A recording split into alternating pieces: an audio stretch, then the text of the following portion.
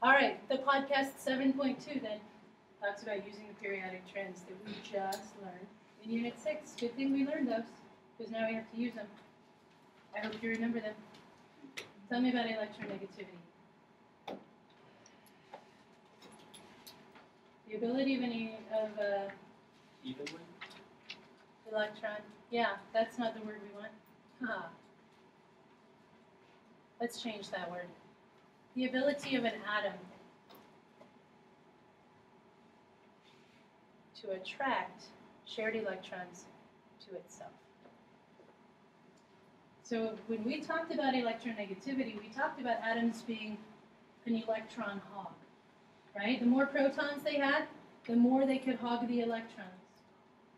The more layers of energy shells there were, the weaker it got, because the electrons got farther from the nucleus, right? So electronegativity depends on nuclear charge and the number of shells. So remember looking at Linus Pauling's research? A lot of his research was in discovering the bond link between atoms. So let's say we have some molecule where something is stuck to hydrogen. So X is going to be our something.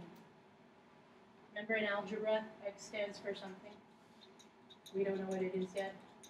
Okay, so if we were to measure the energy, we need to know how far apart these charges are. So we take the energy between the two hydrogens, add the energy between the two whatevers, the x's, and then we divide by 2. We're finding the average.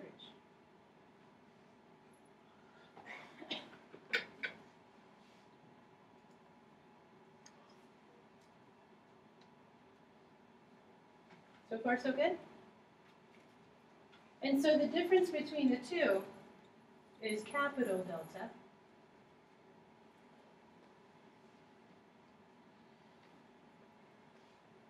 We see what's the actual measurement of that bond length minus the expected. That's like measuring error, right? Your theoretical and then your experimental values.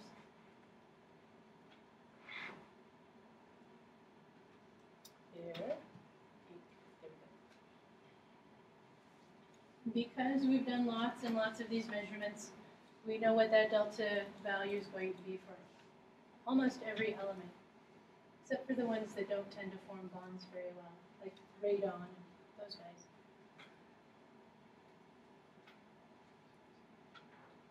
So because we know these deltas, this gives us a theoretical electronegativity for all of the elements. And that's printed in your notes. We have the periodic table. The ones that you need to know the most are hydrogen, 2.1. Then boron is 2.0, right?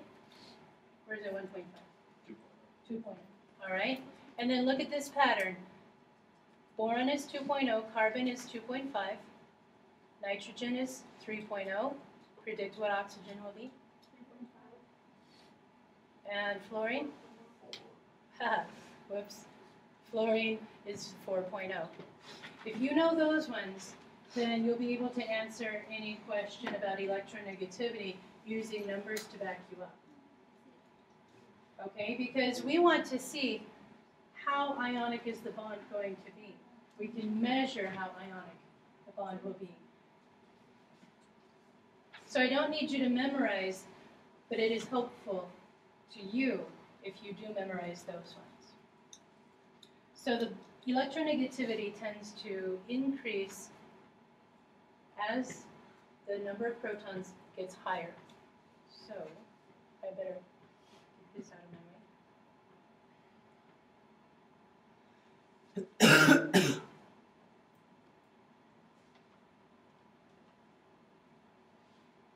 So as we go from left to right, your nuclear charge increases and the electronegativity increases, because those with more charge will win the tug of war for the electrons. It's going to decrease in a group. So in the columns, as we go down and we add more energy levels, then the electronegativity is going to decrease.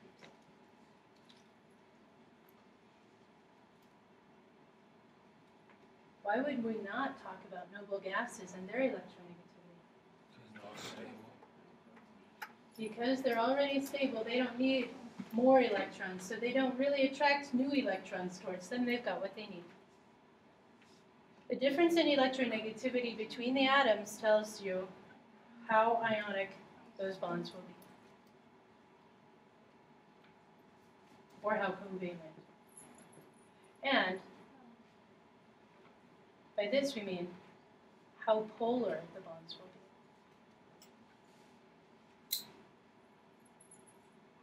How well are those electrons going to be shared? So let's fill in your chart. If the electronegativity difference is 0, what kind of bond would that be? A pure covalent bond. Okay, what if the difference is a very large difference in electronegativity? Then what will it be? Very polar, so polar that in large differences we call it ionic. And the in-between is the polar covalent. So as we move along the scale, the covalent character of the bond decreases as the difference in electronegativity increases. And of course, the ionic character increases. So it's okay to talk about the conceptual model of an ionic bond or a covalent bond, but understand it's a sliding scale. It's not one or the other. Mostly it's high ionic character or high covalent character or somewhere in between. But having a true ionic bond is pretty rare.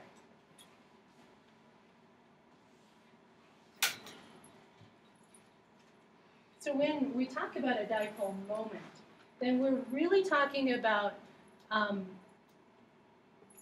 having a polar bond established where there's one side that's positive and one side that's negative. Dipole means it has two poles, and a dipole moment just refers to a molecule with a center of negative charge on one end and a center of positive charge on the other side. But the dipole moment does not have to be centered on any certain atom. It can be centered anywhere, like the center of mass. The center of charge doesn't have to be located on an atom. So let's do a quick center of mass experiment. Okay? Push your seat back away from your desk a little bit. Okay, you ready to stand up? Tough. On the count of 3, we're all going to bed. You can stand up. Ready? 1, 2, 3. Oh, was that hard?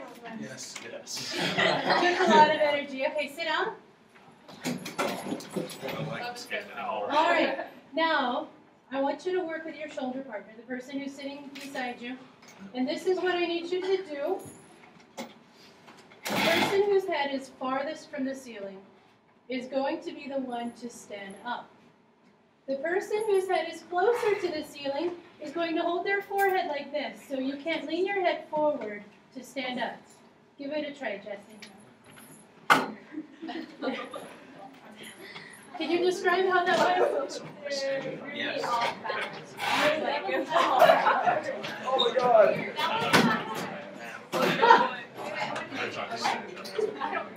Okay, switch. Switch partners. Switch partners. I'm used to standing up that way. Likewise. Okay.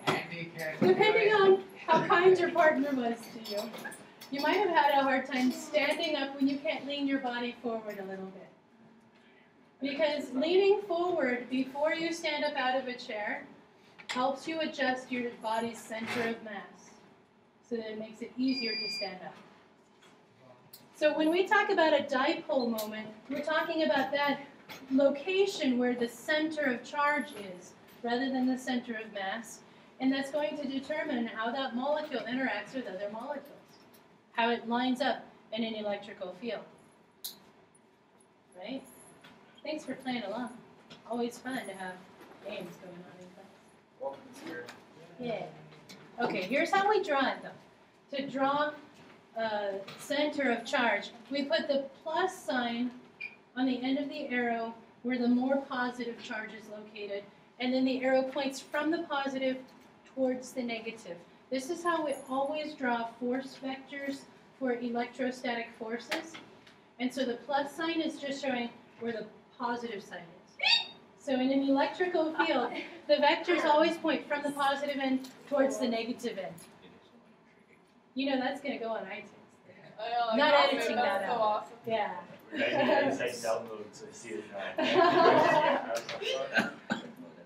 All right, so which molecules are going to have a dipole moment? There's two criteria. If you have a two-atom molecule with a polar bond, they will have a dipole moment because the bond itself is polar. If you have three or more atoms, then you have to consider two different things. First of all, there must be a polar bond.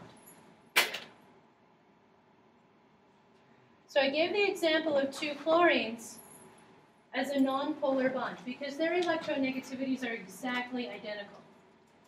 So that's not ever going to have a dipole moment because it's not a polar bond.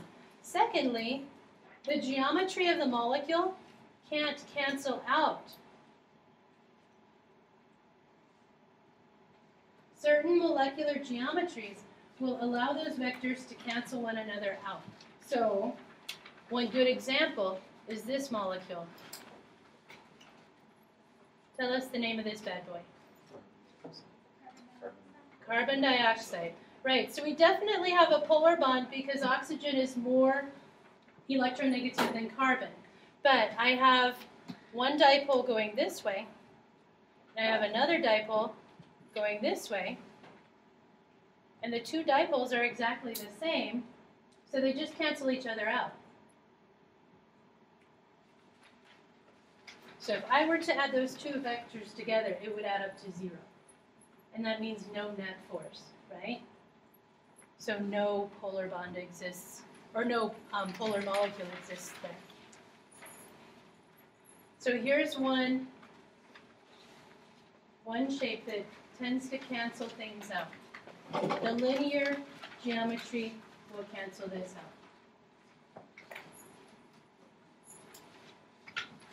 Planar triangles will allow for those vectors to cancel out because if you were to take the x component and the y component of each of these vectors and add them together, they would all add up to 0.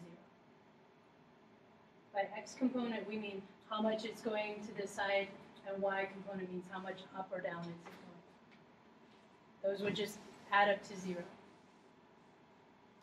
And then the tetrahedral shape also, when you add the x and y components of each vector, will cancel out that dipole moment.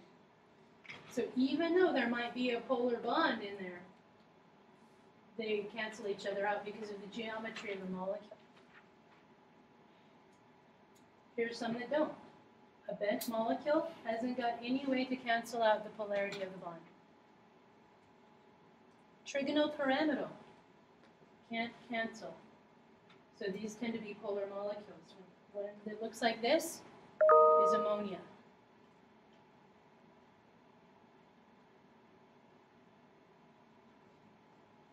Remember that guy?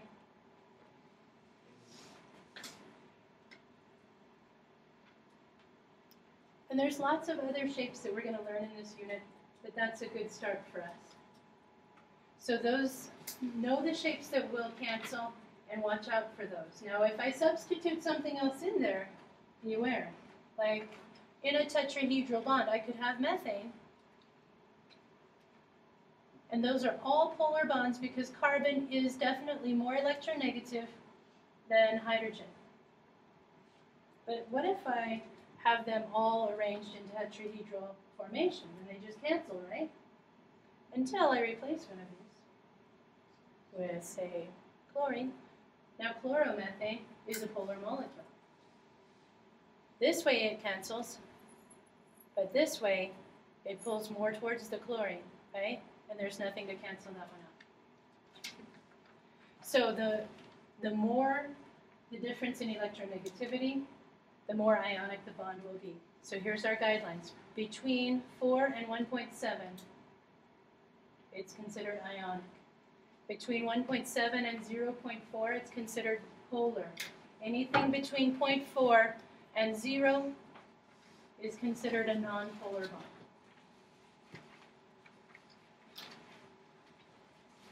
So your first assignment is to draw the electronegativity. Draw the dipole moment. Put a star by the one that's most electronegative and use the values printed on your notes to decide how much is going to be ionic and how much is it going to be covalent, or is it going to be polar covalent. And then what's your next assignment? Assignment 2? Oh, sketching. We haven't had a lot of practice in this class yet of sketching the molecular structures of things. So let me help you with number 5. Is that okay? Oh, yeah. So, do you know what it does? No, it's not. Okay. So number 5 is HCN. And I'm going to put carbon in the middle. So here's my approach to forming bonds. I'm going to draw the Lewis dot structure for that atom. Then I'm going to draw the Lewis dot structure for nitrogen.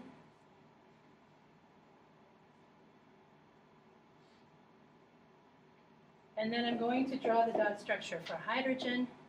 I'm going to stick it over here. And then I'm going to start pairing up my electrons to form bonds. So I know hydrogen can only make one bond, right?